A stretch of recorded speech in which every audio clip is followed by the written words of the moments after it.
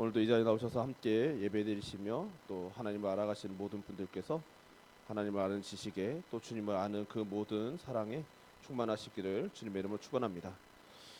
오늘 본문 고난 주간이기 때문에 다른 본문을 준비할까라고도 생각을 해봤는데 오늘 본문이 오늘 고난 주간에 함께 나누기에도 전혀 무리가 없는 오히려 어쩌면 더 합당한 본문일 수 있겠다라는 생각이 들어서 시편 47편을 연이어서 보도록 하겠습니다. 오늘 본문 시편 47편은 고라 자손의 시 인도자를 따라 부르는 노래라는 표제를 가지고 있습니다. 그리고 분류할 때 이 47편은 하나님의 왕권 찬양시 혹은 대간시라고도 부릅니다. 왕권 찬양시는 오늘 본문인 47편과 93편 그리고 96편에서 99편이 해당됩니다. 오늘 본문이 하나님의 왕권 혹은 즉위시, 대간식 혹은 대간시 이라고 불리는 것들은 우리가 특별히 염두에 두었으면 좋겠습니다. 우리는 하나님을 온 세상의 창조주이시며 다스리시는 주권자, 즉 왕이시라고 고백하죠. 근데 실제로는 온 세상의 왕이시기보다는 내 편이시기만을 바라고 또 우리가 인지하고 우리가 고백하는 하나님의 그 범위를 매우 좁히고자 하는 경우가 참 많습니다. 물론 우리는 그분의 백성이며 하나님께서는 우리의 왕이시며 우리를 돌보아 주시는 보호자이십니다. 그럼에도 그 백성된 우리들이 늘 잊지 말아야 하는 것은 하나님께서는 인류 중 작년 기준으로 인류 중 하나님을 믿는다고 하는 범기독교 인구가 약 28%라고 하던데 우리 하나님께서는 인류 중 28%에게만 왕이신 것은 아니라는 것을 우리들이 늘 기억해야 하는 것이죠. 하나님께서는 교회만을 창조하지 않으시고 온 세상을 창조하셨으며 아브라함을 부르실 때에도 너를 축복하는 자에게는 내가 복을 내리고 너를 저주하는 자에게는 내가 저주하신다고 하셨지만 연이어서 또한 말씀하시기를 땅의 모든 족속이 너로 말미암아 복을 얻을 것이라고도 말씀하셨습니다. 하나님의 구원이 땅끝까지 이를 것을 말씀하셨던 것이죠. 또 출애굽한 이후에 시내산에서 율법을 주실 때에도 하나님께서는 세계가 다 내게 속하였다라고 말씀하시며 그들이 언약을 잘 지키면 그들은 이스라엘 백성은 제사장 나라가 되리라고 말씀하셨습니다. 그러니까 하나님께서는 아브라함과 이스라엘을 택하시면서도 나는 너희들만의 하나님이 아니심을 거듭 말씀하시는 것이죠. 너희들을 제사장 나라로 삼겠지만 그로 인하여 너희들로 인하여 온 세상 사람들이 나를 하나님인 줄 알게 해야 한다라는 것을 말씀하신 것이죠. 여기서 사실 많은 이스라엘 백성들이 역사 속에서 겪었던 그런 아이러니함과 또 우리가 동시에 이 시대를 살아가는 우리 또한 겪고 있는 아이러니함이 생기는 것이죠. 하나님께서는 이스라엘을 귀하게 여겨주시며 그들의 편이 되어주셨습니다. 그러나 한편으로는 이스라엘에게는 모든 족속에게 하나님의 축복의 통로, 즉 복이 되어야 할 사명이 있었던 것이죠. 그 사명을 통하여서 그들은 반드시 그 이방 백성들에게 복이 되어야만 했습니다. 그런 역사적인 사건들이 성경에는 곳곳에 기록되어 있는데 대표적인 예 중에 하나가 기생 라합 이야기라고 생각합니다. 여러분 이스라엘이 가나안을 정복할 때 그 과정에서 그 가나안 땅은 정복의 대상이고 그 땅에 있는 백성들은 진멸의 대상이었습니다. 그러니까 절대로 그 땅 백성들에게 이스라엘은 복이 될 수 없는 상태였던 것이죠. 그런데 그런 중에도 그들을 통하여서 기생 라합과 그 가족들은 복을 받게 되는 것을 그런 중에도 보이시는 것이죠. 그러니까 그 하나님의 말씀을 엄연히 들은 그대로 지켜야 한다라고만 생각했다면 그들은 라합의 도움을 받은 건 받은 거고 그러나 하나님께서 이들을 진멸하라고 하셨으니까 진멸해야지라고 생각했을 수 있는데 그렇지 않았다는 것이고 하나님께서도 그 라합을 기꺼이 받으셨을 뿐만 아니라 그 라합이 우리 주 예수 그리스도의 계보에 들어가는 것을 포함되는 것을 우리는 성경 속에서 보게 되는 것이죠. 그러니까 하나님께서는 온 세상의 심판주로서 오시고 또 이스라엘 백성을 통하여서 혹은 우리 교회를 통하여서 온 세상을 심판하고 또 정죄하고 하나님의 공의를 드러내시기를 원하시고 기뻐하시지만 동시에 그렇다고 해서 온 세상을 완전히 진멸하고 정말 그들에게 어떤 소망도 주지 않기를 원하시는 분이 아니시라는 것이죠. 그러니까 이스라엘 백성들에게는 하나님께서 자기들 편에서 싸워주시고 자기들을 돌봐주시는 하나님이심을 믿음과 동시에 누구든지 어느 민족이든 간에 자신들에게 호의를 베풀며 하나님을 인정하는 자들에게는 열려 있어야만 했던 것입니다. 그래서 역사 속에 유대교는 매우 우리 특히 한국 기독교인들에게 매우 폐쇄적인 공동체라고 여겨지지만 또 생각보다 역사 속에서는 생각보다 개방적인 공동체이기도 했던 것이죠. 그러나 동시에 그들이 의외로 개방적이었다라고는 하지만 그럼에도 불구하고 그들은 왜곡된 선민 의식을 가졌던 것은 분명하고 오늘날까지도 그 왜곡된 선민 의식이 드러나는 것을 우리는 성경과 오늘날 유대인들의 평판을 들으며 확인하고 있는 것이죠. 그러니까 이스라엘은 하나님께서 온 세상에서 찬송과 예배와 영광을 받으시기에 합당하시는 분이라는 것을 받아들이지 못하고 비뚤어진 관념으로 하나님 뜻을 왜곡시켰던 것입니다. 그렇다고 해서 이 왜곡된 인식이 이스라엘만의 문제인 것도 아니죠. 역사 이래 특히 교회사에서도 자주 드러났던 문제이며 오늘 이 시대에도 심지어 우리 한국 교회에도 자신 있게 우리는 그렇지 않다고 말할 수 없는 문제이기도 합니다. 그렇게 우리는 오늘 본문을 좀 더 유의하여 보아야 하는 것이죠.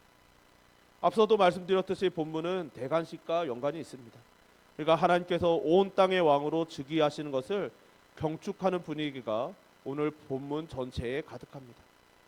근데 여기서 참 또 한편으로는 아이러니함이 있는 것이죠. 하나님께서 대관식을 치른다는 것처럼 이제 우리가 고백하는 본문을 보고 있는데, 그러나 엄밀히 말하면 하나님께서는 대관식이 필요 없으시거든요. 하나님은 이미 대관식을 치르지 않으셔도 영원 전부터 이미 왕이셨고 언제나 왕이셨기 때문에 창조주이셨기 때문에 주인이셨기 때문에 대관식을 새삼스럽게 치를 필요가 없었습니다. 그런데도 그 대관식에 관련된 대관식을 오늘 노래하고 찬양하며 하나님의 그 대관식을 예언하고 있는 것이죠. 그렇기 때문에 오늘 본문에 대해서 성경학자들은 예언적인 성격을 가진 것으로 보기도 합니다. 그리고 또 한편으로는 하나님의 왕권의 회복 혹은 재확인해야 하는 의식으로서의 대관식을 이야기하기도 하는 것이죠.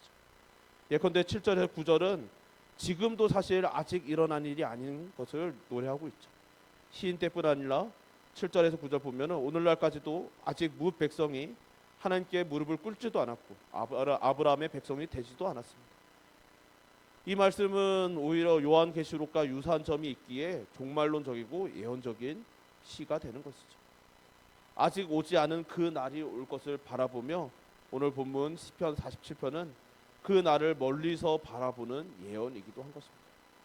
그 날에는 아브라함에게 약속하셨던 것이 성취될 것이죠.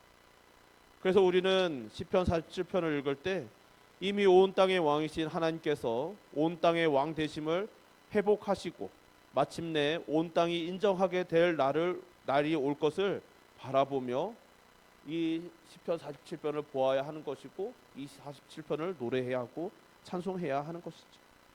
간절히 바라기는 이 자리에 있는 저와 여러분 우리 모두가 그러한 날을 바라보며 하나님의 그 왕되심 그리고 그 왕되심을 온 세상이 온 땅이 인정하게 되는 그 날을 바라보며 또 고대하며 또 찬양하며 예배드리는 예배자들 되시기를 주님의 이름으로 축원합니다.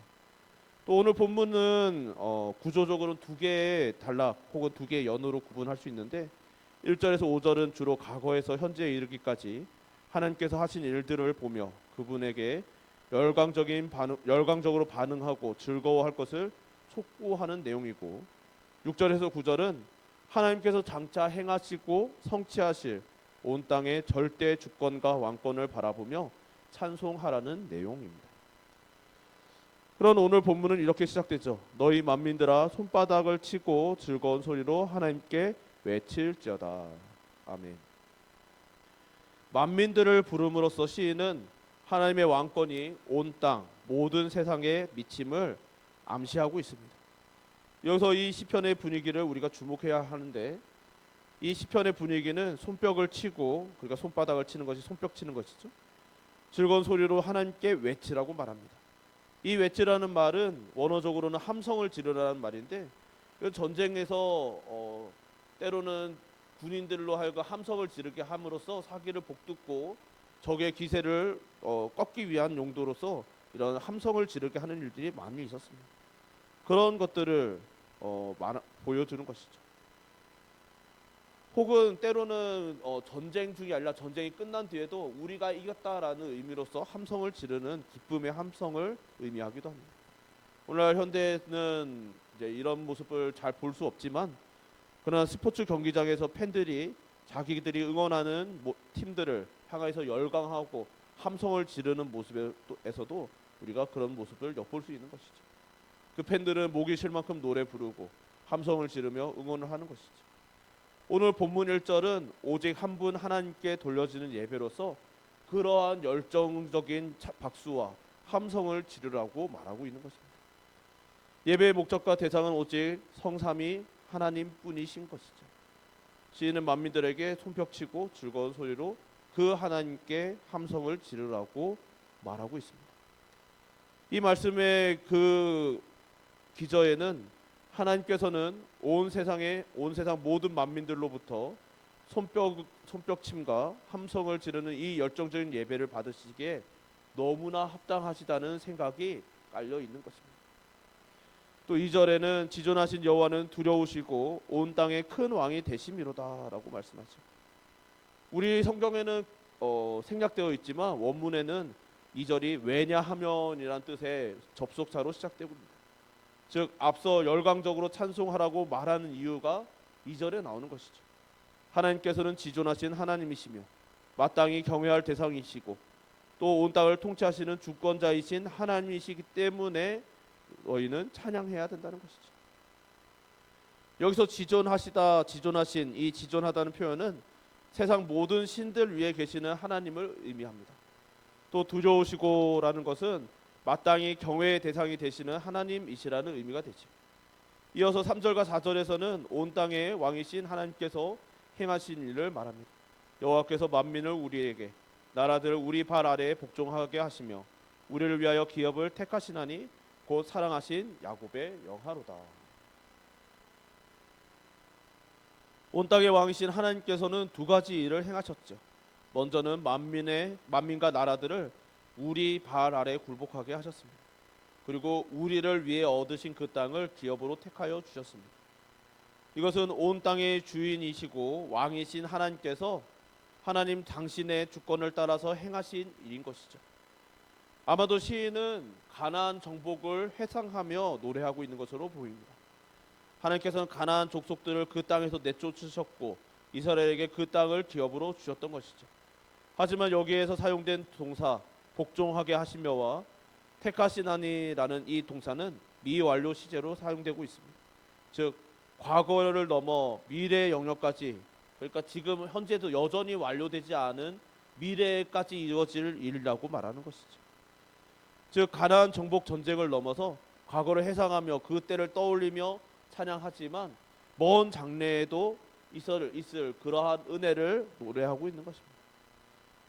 그리고 택하시나니라는 이 표현은 절대 주권자의 행동을 표현하는 말이기도 하죠.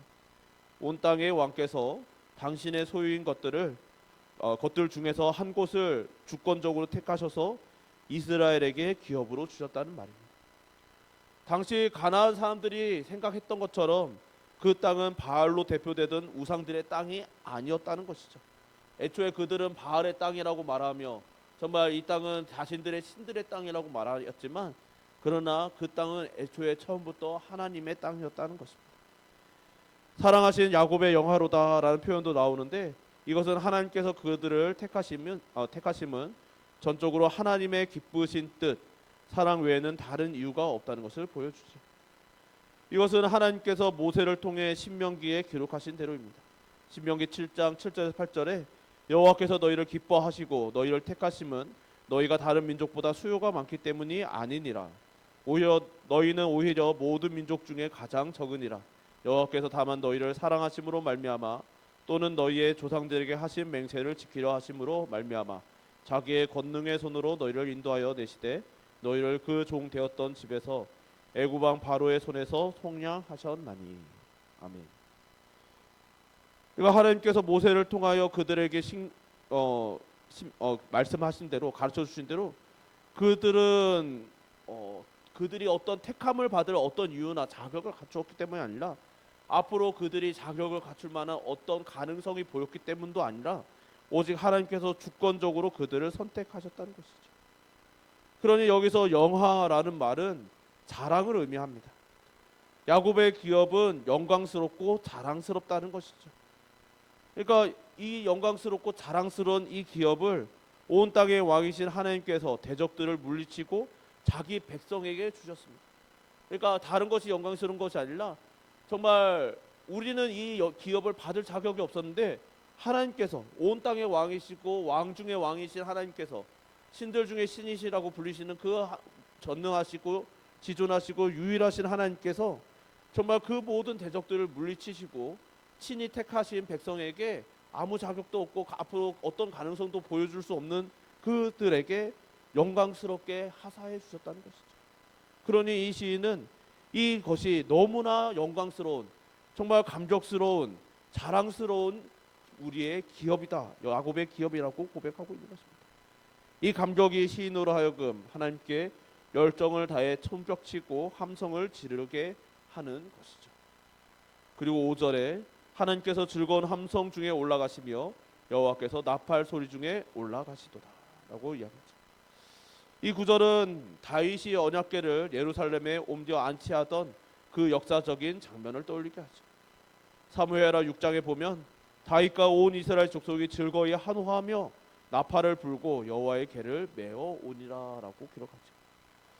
그때 모든 백성들이 손뼉치며 즐거움의 함성을 지르는 가운데 언약궤가 예루살렘으로 들어오고, 또 성전에 성막, 그 다윗이 예비한 장막에, 그 성막에 안치되었습니다.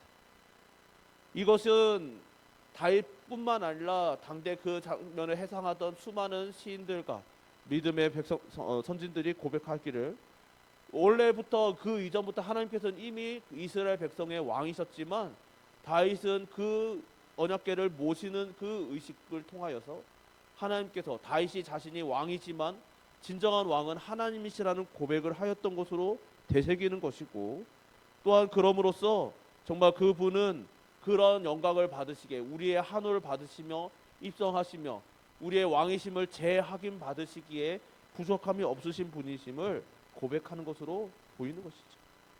또한 동시에 이것은 장차 오실, 이 시인은 보지 못하였지만 장차 오실, 믿음으로 보게 된 그 예수 그리스도께서 오시는 것을 또한 예언하기도 합니다.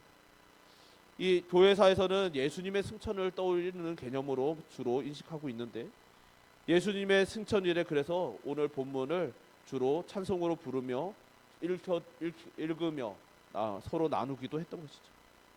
그래서 이 모든 이유가 우리가 하나님께 열광해야 할 충분한 이유가 되는 것입니다. 그리고 이제 6절부터는 두 번째 연이 시작되는데, 먼 장래일을 바라보며 예언적인 성격이 두드러지는 부분입니다. 6절과 7절에 찬송하라, 하나님을 찬송하라, 찬송하라, 우리 왕을 찬송하라, 하나님은 온 땅의 왕이심이라, 지혜의 시로 찬송할지어다. 이 6절과 7절에서 찬송하라라는 말이 5번이나 반복되고 있습니다. 정복과 기업 주심을 성취하신 온 땅의 왕이신 하나님, 끝없이 찬송을 받으시기에 합당하신 하나님을 찬송하라고 말합니다. 7절 하반절에 지혜의 시로 찬송하라고 하는데, 여기서 지혜의 시는 원어로는 마스길인 것이죠. 이제 마스길의 시가 이제 시편 곳곳에 있긴 한데, 그 마스길의 뜻이 교훈적 노래라는 뜻이 있죠. 그러니까 모든 백성들, 자손들이 함께 온 땅의 왕이신 하나님을 찬송할 수 있도록 하나님께서 온 땅의 왕으로서 찬송을 받으셔야 할 이유를 교훈적인 노래로 지어서 부르라고 촉구하고 있는 것입니다. 8절과 9절에 하나님이 무릇 백성을 다스리시며 하나님이 그의 거룩한 보좌에 앉으셨도다. 문나라의 고관들이 모이며 아브라함의 하나님의 백성이 되도다. 세상의 모든 방패는 하나님의 것이며 그는 높임을 받으시리로다. 아멘. 하나님께서는 절대 주권을 가진 왕으로서 거룩한 보좌에 앉으셨습니다. 그리고 뭇 백성을 다스리십니다. 여기서 다스리고 앉으셨다라는 말은 원문에는 완료 시제입니다. 그러니까 먼 미래에 이루어질 일이 아니라 이미 완료된, 이미 완성된 일이라는 것이죠. 우리가 예수 그리스도께서 장차 오실 것이고 모든 이 땅에서의 모든 사역을 마무리하시고 또 심판하실 것임을 믿죠. 그래서 장차 오실, 재림하실 우리 주님을 기다리고 또 기다립니다. 그런데 그렇다고 해서 우리 주님께서 왕 되심이 아직 이루어지지 않은 일이 아니라는 것이죠. 이미 이 시편 기자는 이제 주님께서 오신 초림조차 보지 못하였지만 이미 그 주님께서는, 하나님께서는 이미 왕이시라고, 이미 거룩하고 다스리시는 보좌에 이미 앉으셨다라고, 그리고 그 앉으신 그 자리에서 다스리고 계신다라고 고백하고 있는 것이죠. 이것은 그 구약이나 신약이나 또 지금 우리가 살고 있는 이 시대에도 또 앞으로 먼 미래에도 영원토록 뒤집어질 수 없는 불변한 진리인 것이죠. 그래서 우리는 하나님께서는 영원부터 영원까지 왕이시라고 고백하게 되는 것입니다.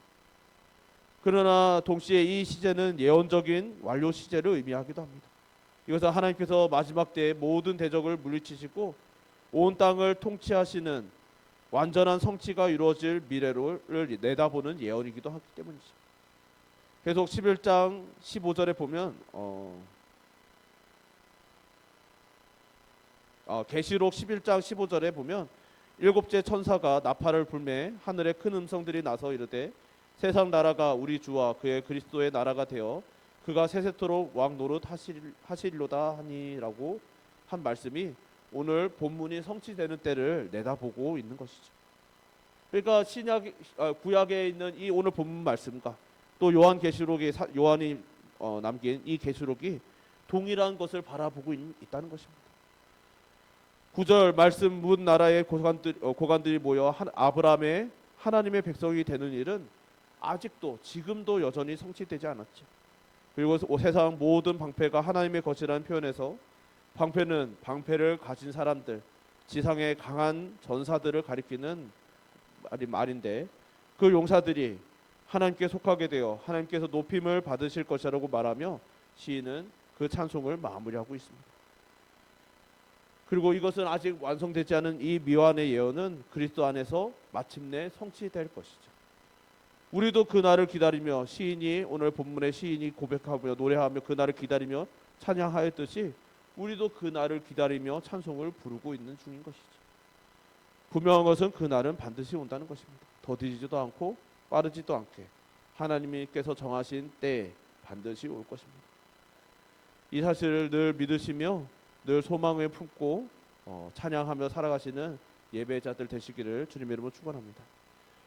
오늘 말씀을 보며 참 우리가 떠올 수 있는 것은 참 우리들이 이 세상에 살아가면서 하나님께서 우리가 하나님께 돌려드려야 되는 마땅히 돌려드려야 할 영광이 무엇인지를 생각해야 하는 것이죠. 제가 태어나서 제 의지로 처음 드린 기도가 무엇인지는 모르겠지만 제가 기억하는 기도 중에 가장 오래된 기도는 유치원 때인지 혹은 초등학교 1학년 때인지 불분명하지만 어느 날 이제 목사님의 설교를 듣고 제가 드렸던 기도가 생각납니다. 그때 어떤 기도를 했냐면 하나님께서 이 온 세상에 평화를 주셔서 모든 전쟁과 싸움이 멈추게 해주세요라는 기도를 했던 기억이 납니다. 그리고 나서 좀 세월이 지나고 제 머리가 굵어지고 나서 또 그 기도가 기억이 계속 났는데 어느 순간에는 어떤 생각을 했냐면 참 이불킥이다. 이불을 걷어찰 만큼 부끄러운 기도다. 그리고 이런 이루어질 수 없는 기도를 내가 왜 했을까? 참 순진했지. 이런 생각을 하기도 하고 정말 때로는 이제 제가 지도하고 가르치는 아이들에게도 참 순진하고 그렇지만 그런 순진한 기도가 필요하기도 하다라는 예화로 사용한 적도 있습니다. 근데 그렇게 부끄럽고 불가능한 기도라고 생각했던 그 기도에 대해서 다시 주님에 대해서 묵상하고 주님의 왕되심에 대해서 생각하면서 깨달아지는 것이 있는 것이죠. 왜 우리의 기도가 점점 현실에 맞춰서 좁아져야 하는가? 정말 우리는 머리가 굵어지고 세상을 알면 알수록 우리의 기도는 점점 좁아지죠. 어린 아이들의 기도를 들으면 정말 불가능한 기도를 너무나 순진하게 기도합니다. 그리고 어른인 저는 보면서 그래, 어린이가 할 수 있는 특권이다라고 생각하기도 하고, 정말 그냥 대수롭지 않게 넘기는 순간들이 참 많았는데, 돌아보고 나니까 너무 부끄러운 것이죠. 우리가 하나님께서 왕이시라고 고백하고 그 왕이심을 고백할 때에는 그냥 그저 이 교회, 이 예배당 안에서만 왕이시라고 고백하는 것이 분명히 아닌데, 왜 이 예배당 밖에서는 일어나지 않을 것이라고 생각하고, 그 일은 일어나지 않을 불가능한 일, 언제나 하나님께서 그러실 능력이 물론 있으시지만 예수님께서 오시는 그 날이 오기 전에는 불가능하고 아마 내가 살아있는 날 동안에 볼 수 없지 않을까라고 생각되는 그런 좁고 편협한 생각이 어느 순간 있었던 것이죠. 저뿐이 아니라 많은 이들이 아마 그런 생각들을 하는 것 같습니다. 정말 오늘날 이 한국 교회에서도 기도가 많이 사라졌다는 이야기들을 많이 하죠.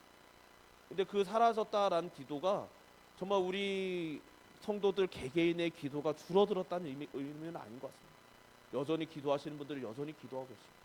이 예배당에 모여서 기도하는 횟수는 줄어들었을지 몰라도 각자의 가정에서 혹은 기도의 지경이라는 게 넓어져서, 과거에는 목사님들께서 우리들이 이 예배당에 앉아서 기도하는 것만이 다 기도가 아니라 여러분들이 걸어다니면서도 기도하실 수 있어야 되고 삶 전체가 기도가 되셔야 됩니다라고 가르치셔도 그것을 기도로 못 받아들였다면, 오늘날에는 그냥 우리의 삶이 언제나 기도여야겠구나라고 인식하는 일이 생각보다 많습니다. 그러니까 젊은 세대들과 청년들과 이야기를 나누면 내 삶이 언제나 기도가 되어야지라는 의식을 가지고, 그렇게 예배당에 나올 시간은 부족하여도 항상 사모하는 마음, 기도하는 마음, 예배 드리는 마음으로 나름 최선을 다하려고 몸부림치는 이들도 많이 만나보게 되는 것이죠. 그러니까 이 기도가 줄어들었다는 의미가 단순히 우리의 기도의 시간이 줄어들었다는 의미가 아니라 우리의 기도의 지경이 좁아졌다는 뜻이 아닌가라는 생각이 드는 것이죠. 제가 신학을 막 시작할 무렵에는 그때도 전국의 기도원에서 정말 이 나라와 민족을 위해서 기도하는 일이 있었고, 그 기도원에 찾아가서 정말 하얀 옷을 입고 기도하시는 분들이 있으셨어요. 신학생들 중에서도 이제 그런데 방학 때마다 찾아가서 기도하고 오시는 분들도 많았습니다. 그런데 오늘날에 그런 기도원들이 하나 둘 거의 다 사라져가고 있다는 거죠.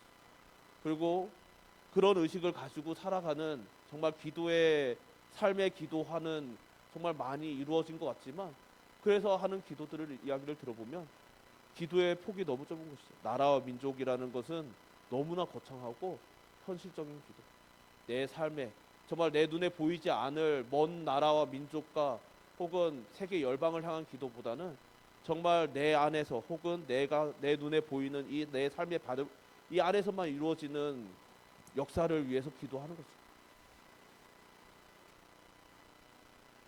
교회에서 정말 이 세계 열방을 품고 이 나라, 이 세상에 일어날 일들을 정말 폭넓게 바라보면서 기도해야 된다고 하면 그거는 우리의 일이 아니다라고 말씀하시는 경우도 종종 듣습니다.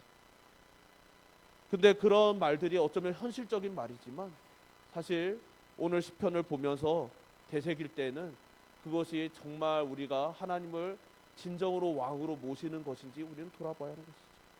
그냥 우리는 여전히 예나 지금이나 변함없이 하나님은 우리의 왕이시고 하나님께서는 우리의 온 세상의 통치자이시며 창조주이시라고 여전히 고백하고 있지만, 그 고백은 변하지 않았지만 우리가 생각하는, 우리가 하나님께 돌려드려야 되는 그 지경은 한없이 좁아지고 있지 않은가라는 것을 돌아봐야 하는 것이죠. 간절히 바라기는 이 자리에 있는 저와 여러분 우리 모두는 이게 쉬운 일은 아닐지 모르겠으나, 우리가 언제나 하나님께서는 이 좁은 이 예배당에서만의 하나님이 아니시고 내 인생에서만의 하나님이 아니시라 온 세상, 온 천하 열방, 온 우주가 하나님의 것이며 마침내 그 모든 영역에서 하나님께서 왕이심이 모두 인정되는, 재확인되는, 마치 다윗이 왕이 되었지만, 하나님에서 왕이 되었지만 반란을 모두 진압한 후에야 유다의 왕에서 온 이스라엘 왕으로 재등극하였듯이 하나님께서도 온 인류의, 온 세상의 왕이 되심을 재확인하며 모두가 재인정하게 되는 그런 하나님의 그 대관식을 우리가 꿈꾸고 소망하며 우리의 모든 삶의 영역뿐만 아니라 우리의 눈이 미치지 않는 온 세상 열방에서도 그런 일이 일어나시기를, 그래서 주님께서 마침내 그 왕이 되시기를, 영광 중에 임하시기를 기대하고 소망하는 그런 은혜가 있으시기를 주님의 이름으로 축원합니다. 우리 찬양 한 곡 같이 부르고 같이 기도했으면 좋겠습니다. 우리 왕이신 하나님이란 찬양인데요, 가사를 생각하면서 정말 우리가 그냥 의식적으로 부르는 왕이시라는 고백이 아니라 정말로 하나님께서는 온 세상 천지 만물의 왕이시며 창조주이시며 왕이시며 그 모든 나에게서만, 이 예배당에서만이 아니라 그냥 교회에서만이 아니라 온 세상에서 한결같이 높임을 받으셔야 함을 우리가 고백했으면 좋겠습니다. 우리 함께 찬양합시다.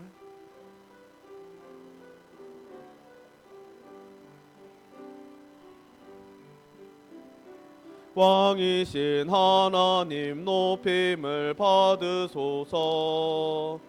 찬양하리라. 영원히 높임을 받으실 그 이름 찬양하리라.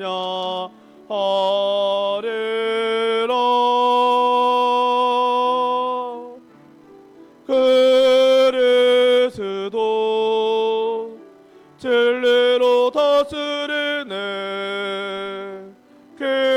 기뻐하라. 온 땅이여 찬양하라. 거룩하신 그 이름 높이리. 다시 한번 찬양합시다. 왕이신 하나님, 왕이신 하나님 높임을 받으소서. 찬양하리라. 영원히 높임을 받으실 그 이름 찬양하리라.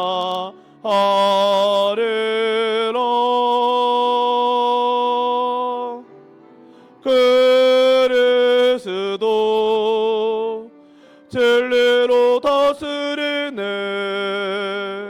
기뻐하라.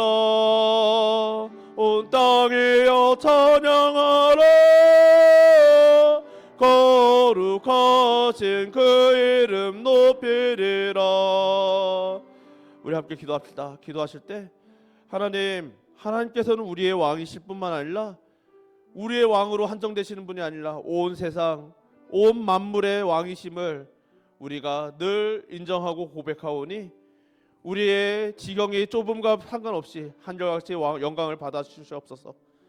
정말 우리에게만 영광을 받으시는 분이 아니라 온 세상 모든 만물들이 마침내 하나님께 모두가 경배 올려드리고 하나님의 왕되심이 인정되어지는 그 날이 반드시 오게 하여 주시고, 그 날을 우리들이 고대하며 우리는 이 세상이 인정하든 인정하지 않든 우리의 지경에 주님을 찬양하는 소리가 이 예배당에서밖에 보이지 않는다 할지라도 그 현실과는 전혀 상관없이 영원토록 하나님께서는 온 세상의 모든 만물들의 왕이심을 고백하고 인정하고 열광하는, 예배 올려드리는, 영광 올려드리는 그런 예배 공동체 되게 하여 달라고, 우리의 예배를 위하여, 우리의 고백을 위하여, 우리의 주님의 왕되심을 위하여 이 시간 주여 한번 부르고 함께 기도합시다.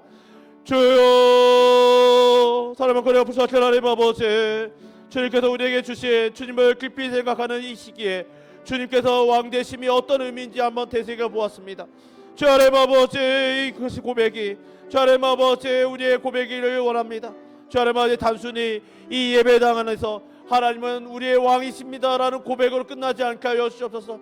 하나님께서는 우리의 왕이시지만 동시에 온 세상의 왕이시며 천지 만물의 창조주이시며 주관자이심을 주 하나님 아버지, 그래서 지금은 이 예배당에서 우리들만 찬양할지라도 주여 마침내 온 세상이 하나님께서 왕되심을 깨닫게 되고 그 만물이 주 앞에 경배하게 되고 엎드리게 될 것임을 우리들이 바라보며 경배하며 주 하나님 아버지 그 오실 영광의 하나님을, 그 영광스러우심을 오늘도 찬양하고 주님 뵙는 그날까지 영원토록 변함없이 찬양하게 하여 주옵소서. 그래야 하나님 아버지, 우리의 고백이, 우리의 찬양이, 우리의 예배가 하나님을 영화롭게 하여 주시옵소서. 사랑이 많으신 하나님 아버지, 오늘도 우리들이 주님을 기억해야 하는 이 아름다운 시기에 아름다우신 주님을, 영광스러우신 주님의 영광을 되새깁니다. 주님, 우리는 알고 있고 한 번도 주님께서 왕이시라는 사실을 의심해 본 적이 없습니다. 그렇지만 때로는 현실적인 이유로 주님의 왕되심을 이 예배당 안으로 한정하고 있지는 않았습니까? 우리의 삶으로, 우리의 삶의 지경으로 제한하고 있지는 않았습니까? 주여 하나님 아버지, 우리의 연약함, 우리의 편협함을 회개하오니 주여, 주님께서는 영광을 받으시옵소서. 우리들의 지경을 넓혀주시고 우리의 눈을 열어주셔서 주님께서 온 세상의 왕이심을 늘 인정하고, 주여, 온 세상이 인정하든 인정하지 않든 설사 그 찬양과 경배가 이 예배당에서만 울려 퍼진다 할지라도 우리는 하나님께서 이 예배당에 갇혀 계신 분이 아니라 온 세상의 왕이시며 영광스러우신 분이심을 찬양하고 경배하고 열광하는 예배자 되게 하여 주시옵소서. 우리의 모든 예배를 지키시며 인도하시는 하나님께 감사드리며 예수님 이름으로 기도드립니다. 아멘.